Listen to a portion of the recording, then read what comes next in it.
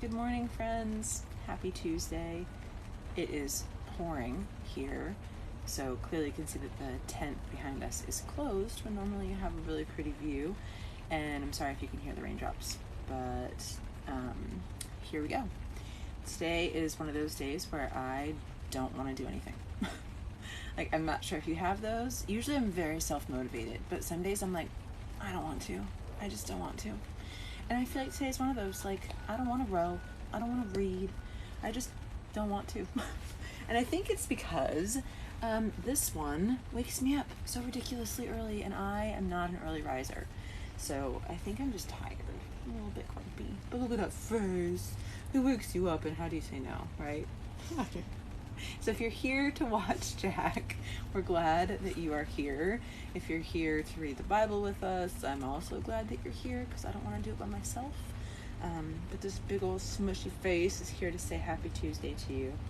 So the thing on my title or whatever says Here We Go, and it reminds me of that song that I forget who it's by, but it's like, here we go. I really love that song. So anyway, here we go. Today we're reading Genesis 4 through 7. It's only 3 chapters, guys. We can do it. It's only 3. Huh? How do you feel about that? Here's your fish. God took fish and made more of them. So there you go. Bible fish. All right, let's do this, bruh. Let's do it and be done. Okay, so we're starting at Genesis 4. Good morning. Hi, friends. It's good to see you there. We're glad that you're here with us. All right, here's me obeying again something that I do not want to do. Look at that face. Jack, you do have the cutest face ever. You really do. The cutest face ever. Okay. Now Adam slept with his wife Eve, and she became pregnant. When the time came, she gave birth to Cain, and she said, "With the Lord's help, I have brought forth a man." Later she gave birth to a second son and named him Abel. I apologize for the up and down of this. This is what happens when you read the dog. When they grew up, Abel became a shepherd, and Cain was a farmer. At harvest time, Cain brought to the Lord a gift of his farm produce, while Abel brought several choice lambs from the best of his flock. The Lord accepted Abel and his offering, but he did not accept Cain and his offering, which made Cain very angry and dejected. I would be too. And apparently, Jack is dejected. He does not want to read this anymore. I don't blame you, buddy. Here. So Cain is dejected. "Why are you so angry?" the Lord asked him. "Why do you look so dejected? You'll be accepted if you respond in the right way. But if you refuse to respond correctly, then watch out. Sin is waiting to attack and destroy you, and you must subdue it." Later, Cain suggested to his brother Abel, "Let's go out into the fields." And while they were there, Cain attacked and killed his brother. Afterwards, the Lord asked Cain, "Where is your brother? Where is Abel?" "I don't know," Cain retorted. "Am I supposed to keep track of him wherever he goes?" That attitude! Oh my gosh, that's like my children. But the Lord said, "What have you done? Listen, your brother's blood cries out to me from the ground. You are hereby banished from the ground you have defiled with your brother's blood. No longer will it yield abundant crops for you, no matter how hard you work. From now on, you'll be a homeless fugitive on the earth, constantly wandering from place to place." Okay, we just got kicked out of our house, so a homeless fugitive really resonates with me right now. Thankfully, I'm not sure if you guys are following, but we did find a place. So I'm not homeless, but wow. Like, our landlord telling us we have a place to live is bad enough. I can't imagine God telling you you're homeless, because you don't get out of that. Ooh. Yikes. Cain replied to the Lord, "My punishment is too great for me to bear. You have banished me from my land and from your presence. You've made me a wandering fugitive. All those who see me will try to kill me." The Lord replied, "They will not kill you, for I will give 7 times your punishment to anyone who does." This is not going to die. Then the Lord put a mark on Cain to warn anyone who might try to kill him. So Cain left the Lord's presence and settled in the land of Nod, east of Eden. Then Cain's wife became pregnant and gave birth to a son, and they named him Enoch. When Cain founded a city, he named it Enoch after his son. Enoch was the father of Irad, and Irad was the father of Mehujael. This is why I didn't want to do this, guys. I can't say this stuff. Like, seriously, it just keeps going. Mehujael was the father of Methushael. And then Methushael was the father of Lamech. Okay. Lamech married 2 women, Adah and Zillah. Adah gave birth to a baby named Jabal, and he became the first of the herdsmen who lived in the tents. His brother's name was Jubal, the first musician and the inventor of the harp and flute. To Lamech's other wife, Zillah, was born Tubal-Cain, and he was the first to work with metal, forging instruments of bronze and iron. Tubal-Cain had a sister named Naamah. I'm so sorry, guys. I don't know.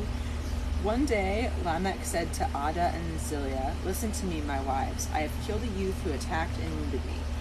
If anyone who kills Cain is to be punished 7 times, anyone who takes revenge against me will be punished 77 times." Then it totally goes back. Adam slept with his wife again. Cool. Good job, Adam. And she gave birth to another son. She named him Seth, for she said, "God has granted me another son in place of Abel, the one that Cain killed." When Seth grew up, he had a son and named him Enosh, and it was during his lifetime that people first began to worship the Lord. Okay, that was Genesis 4, and I gotta be honest, that was very weird. That was very weird. Like, I mean, I think it's cool that they went through this whole thing to tell us where our music and our metal came from, but that was very involved. Okay, so let's move on to Genesis 5. I do think it's crazy though that God was like, "Bruh, you shouldn't do that." Like, he literally said, like, if you respond the right way, it'll be okay. And I say that to my kids all the time, like, just admit that what you did was wrong and move on, you know, and they don't. They just get madder and madder. That is the worst. Admit that what you did was wrong. He's like, hold my beer, I'm gonna go kill my brother. What? Sorry, this is Bible reading with me. I'm trying hard not to swear while we do it, but I'm really glad that you're here. Okay.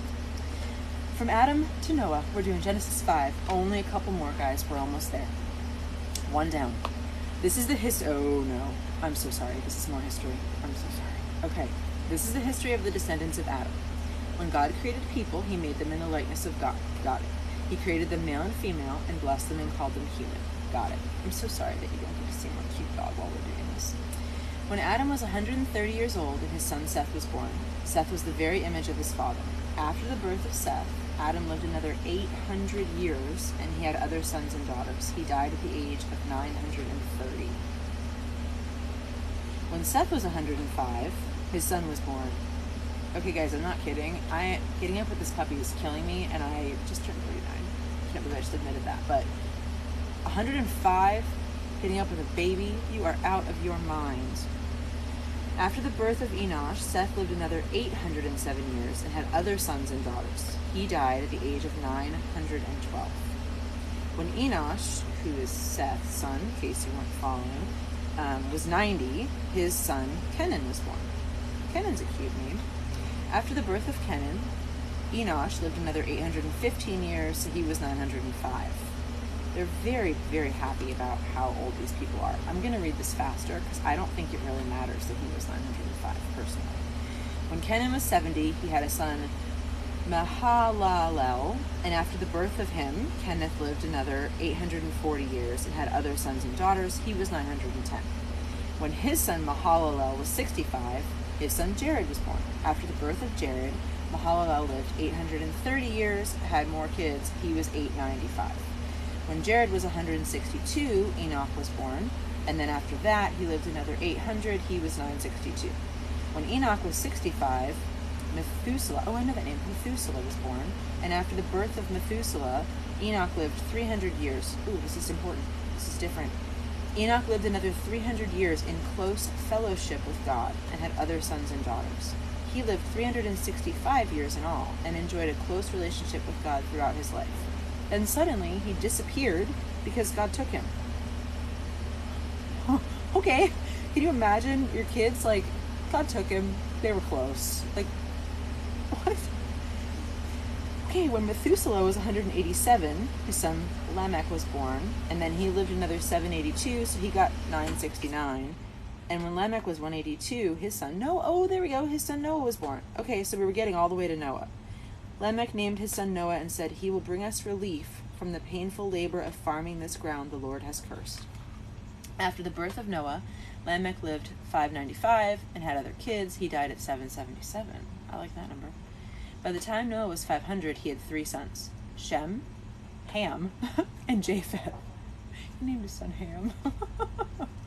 Sorry, I don't know why that was funny to me. Okay, so that was chapter 5, like legit years and names, which is kind of odd.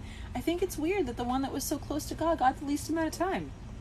Like, that seems so backwards to me, because I want to live a long, full life, which I guess is the problem, right? I don't want to do this. I don't want to be reading my Bible. I'm a terrible Christian. I don't want to only get 365 and go with God. I want a longer life. What does that say about me, guys? Like, this is probably why I should be doing this, because I am struggling. Like, who says that? Who's like, what sucks for that guy that he only got 365 because the other guys got to live to 777? I think he was probably happier to be in heaven with God, and my priorities are messed up. So we're going to keep reading because my priorities are messed up. All right, so that was chapter 5. We only have to do 6 and 7, so we're almost done. And this one's cool, Noah and the flood. Okay, Genesis chapter 6. When the human population began to grow rapidly on the earth, the sons of God saw the beautiful women of the human race and took up any they wanted. What the what? I'm sorry. No, literally, that says, they saw the beautiful women and took up any they wanted.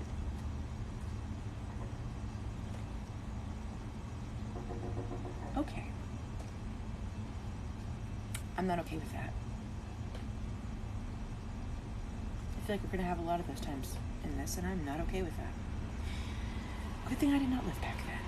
Then the Lord said, my spirit will not put up with humans for such a long time. God's like, you guys are ridiculous. They're only mortal flesh. In the future, they will live no more than 120 years. So seriously, these men that took up all the women that they wanted messed it up for the rest of us. God was like, your flesh is ridiculous. You only get 120. Thanks a lot, guys. In those days and even afterwards, giants lived on the earth, for whenever the sons of God had intercourse with human women, they gave birth to children who became the heroes mentioned in the legends of old. What? Okay, I'm a total comic book geek, so that translated to me as like Thor is real and he was on Earth because the legends, although I don't know that that's the legends the Bible is talking about, but what? Seriously, there were giants. Whenever the sons of God had intercourse with human women, they gave birth to children who became heroes. Now the Lord observed the extent of the people's wickedness and saw that all their thoughts were consistently and totally evil. Probably. So the Lord was sorry he had ever made them, and it broke his heart. And the Lord said, I will completely wipe out the human race that I have created. Yes, and I will destroy all the animals and birds too. I am sorry I ever made them. Guys, that just gave me chills. I had no idea that that was in the Bible. Like, we made God so mad that he wanted to get rid of us, like completely get rid of us. I am sorry I ever made them. No matter how angry I've been with my kids, I don't know that I ever felt that way. Like, we are really not good for God to say that. I mean, it's okay, because like the next line says, but Noah found favor with the Lord, so I'm not really sure what he did that made him so great, but thank you, Noah, that we're still here. This is the history of Noah and his family. Noah was a righteous man, the only blameless man living on earth at the time. He consistently followed God's will and enjoyed a close relationship with him. Noah had 3 sons. Remember Ham. Shem, Ham, and Japheth. Now the earth had become corrupt in God's sight, and it was filled with violence. God observed all this corruption in the world and saw violence and depravity everywhere. So God said to Noah, I have decided to destroy all living creatures, for the earth is filled with violence because of them. I will wipe them all from the face of the earth. Make a boat from resinous wood and seal it with tar inside and out. Then construct decks and stalls throughout its interior. Make it 450 feet long, 75 feet wide, and 45 feet high. Construct an opening all the way around the boat, 18 inches below the roof, and then put 3 decks inside the boat. Bottom, middle, and upper, and put a door on the side. Look, I'm about to cover the earth with a flood that will destroy every living thing. Everything on earth will die. But I solemnly swear to keep you safe in the boat with your wife, your sons, and their wives. Bring a pair of every kind of animal, a male and a female, in the boat with you to keep them alive during the flood. Pairs of each kind of bird and each kind of animal, large and small alike, will come to you to be kept alive. And remember, take enough food for your family and all the animals. So Noah did everything exactly as God commanded him. Okay, we've been watching shark movies in our house. We had like an unofficial shark week last week with the kids and I. And one of the sharks was 45 feet long, so we measured it in our house. 45 feet is not that high for a boat that's going to have every animal on Earth. Like, that's really not that high. And I'm sorry, I saw some cartoon when I was a little kid about the animals coming to Noah. If 2 snakes came to me, I would have a really hard time keeping them, God. Like, you should just send them to the boat. Like, just put them in their little cubby, because if they came to me, I would cut their heads off. Or they would bite me. Anyway, all right, that was 6.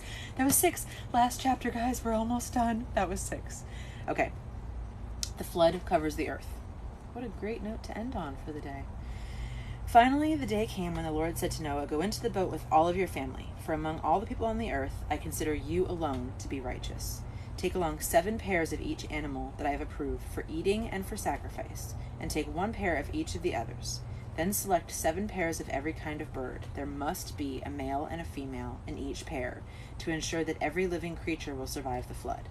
1 week from today, I'll begin 40 days and 40 nights of rain, and I will wipe from the earth all the living things that I have created." So Noah did exactly as the Lord commanded him. He was 600 years old. Did you guys know that? Noah was 600 when he built the ark. What? I mean, he got more than the other guy that had God's favor, but still, 600, that is not like ark building age. Anyway, sorry, I digress. And he went aboard the boat to escape, he and his wife and their sons and their wives. With them were all the various kinds of animals, those for eating and those for sacrifice, and those that were not. Okay, along with all the birds and other animals. They came to the boat in pairs, male and female, just as God had commanded Noah. 1 week later, the flood came and covered the earth. When Noah was 600, on the 17th day of the 2nd month, it was February 17th. That's crazy. Why don't we have flood day? Like, how can we celebrate all these other things? But the Bible legit says on the 17th day of the 2nd month. And I celebrate flood day. Well, I guess maybe we should celebrate the end of the flood day. Like, count 40 days from that. I'll get back to you on that one. We'll celebrate the day that the sun came out. Anyway, I'm so sorry, guys. Reading this with me is probably not a normal Bible reading. You get all of my random weird thoughts. So, the rain fell in mighty torrents from the sky, and then continued to fall for 40 days and 40 nights. But Noah had gone into the boat that very day with his wife and his sons, Shem, Ham, and Japheth, and their wives. With them in the boat were pairs of every kind of breathing animal, domestic and wild, large and small, along with birds and flying insects of every kind. Oh, awesome. They brought the mosquitoes. And the unicorn, possibly. I mean, if there's giants, maybe. Like, seriously, I feel like this, I've never read through my Bible, and some of the stuff that they're saying is insane. Like, maybe there were. I like unicorns. We'll go with yes. Okay, so 2 by 2, they came in just like all the cartoons that you see when you're little, and then the Lord shut them in. Didn't know that. God shut that door, not Noah. Interesting. For 40 days the floods prevailed, covering the ground and lifting the boat high above the earth. As the waters rose higher and higher above the ground, the boat floated safely on the surface. Finally, the water covered even the highest mountains on the earth, standing more than 22 feet above the highest peaks. All the living things on earth died. Birds, animals, wild animals, all kinds, even all the people. Everything died that breathed and lived on dry land. Every living thing on the earth was wiped out. People, animals, large and small, and birds, they were all destroyed, and only Noah was left alive, along with those who were with him in the boat. And the water covered the earth for 150 days. What? Okay, so we need to adjust our holiday. It rained for 40, but water covered the earth for 150? So there was actually 190 days of water? That's crazy. Okay, so 2 thoughts. One, I just watched that movie where the family was in the tsunami and the waves came and they destroyed everything. And I legit can see this happening. Like, it was a movie and it was crazy to watch. Like, these huge waves and the people that got, like, separated and died and, like, cars being flung. I mean, it was craziness. So if it's saying torrents, like, I believe that's no joke. And the other thing that I wanted to say is I'm very old now, but when I was younger, I climbed a mountain. I climbed the highest mountain in all of Scotland, which was a very big deal because I was the only girl to do it in my whole class. I went in college and I climbed this mountain, and my teacher didn't think I was going to, and I was like, watch me, because if you say I'm not, then yeah, I really am, which probably says something about my personality. So I climbed all the way to the top, and when you climb to the top of these mountains, because they're huge, you put a rock on a pile. So I put the highest rock on my pile. But anyway, 22 feet above that. Cool. Because that was really hard to climb that mountain. Hey, are you awake? Come here. And God went 22 feet above it. He was like, oh, that's cute, but I'm going to make sure that everything is destroyed. So 22 feet up. Okay, guys, that's the end for today. We're done. We read the Bible 2 days in a row. Yay. Jack, come here. Come say hi to everybody, because they came to see you. They came to see this smushy, smushy face. Say hi, everybody. Hi, everybody. This part of his face is so soft. I play with it all the time. What do you hear? What do you hear? Anyway, guys, I hope that you have a fantastic Tuesday. We're done. Yay. I will see you tomorrow. I don't know what time, but we will be here. I'm so glad that you're here. And if you missed the beginning, if you want to hear all of this, I can't imagine why you would, but I'm going to put it on YouTube. So if you want to go back and listen to us and read through all the way, I would love to have you. What Mastiff cross is he? Okay, so Jack is a hybrid. When we got him, I asked the breeder that. I was like, so people are going to ask me, what is he made out of? So she said that he is Cane Corso, which is like that dark gray Italian Mastiff. He's English, which is the tan with a dark face, and he is also Bordeaux. So that's, I guess, part of how he gets his spottiness. So that is what Jack is made of. He is all three. He's not just one Mastiff. He's a hybrid. So he is really, really beautiful. Yeah, when I saw him, I was like, what is that? And we call him Jack the Whole Snack because he looks like a cookie. So yeah, Cane Corsos are so beautiful. Seriously, I had an English Mastiff before Jack, and it was a long time ago. And when I saw him, I was like, whoa, I must have that dog. But if I hadn't gotten him, I think I probably would have gotten a Cane Corso too, because I just love that dark gray. Oh, it's just so pretty. So he's got some, and his fur in some places is turning almost brown. Like, it's crazy looking, which is really cool. So you guys will get to watch him grow. So that would be really, really fun. So yeah, Merle is my favorite too. Like, I really had no idea it existed. And I've seen it on other dogs. I didn't realize it was the same thing, but I've seen Merle, like Australian Shepherds sometimes are Merle, but because their fur is longer, it doesn't look the same to me. So I think on a short-haired dog like this, where you can see it really, is very, very cool. So yeah. You had an English Mastiff too. They're super smart. If you have any tips for me, this guy is driving me crazy. He's in this phase where he has decided that he wants to test authority. So he would listen perfectly, and now when I say come, he thinks it's a game, and he likes to run away from me. And the problem is the house that we're renting right now doesn't have a fence. So I've been taking him out on his leash, but like that doesn't solve the problem. Do you know what I mean? Like, I want him to obey, not only obey because he's on his leash. So I've been trying to look up training. If you have any advice, please pass it along, because he's going to be so big that I want him to understand that I'm in charge and obey, and lately he's been like, I don't know, Mom, I want to go over here, and running away from me, and then I get so frustrated. So any advice would be wonderful, but generally he is the sweetest thing ever. I think he's just in that teenage phase where he's not listening. I have 4 other children, so I'm used to it. Bite him. Okay. Bite his ear, not hard, but to show dominance. All right. I will let you know how that goes. When he runs away from me and you see me in my yard, come here, Jack. My neighbors are going to think I'm crazy, but you're probably right, because they really do respond to other dogs. So I will try that. Next time he's closer to me, I'll try that, because if I chase him around the yard and get down, it might not work out very well. All right. You want to say goodbye?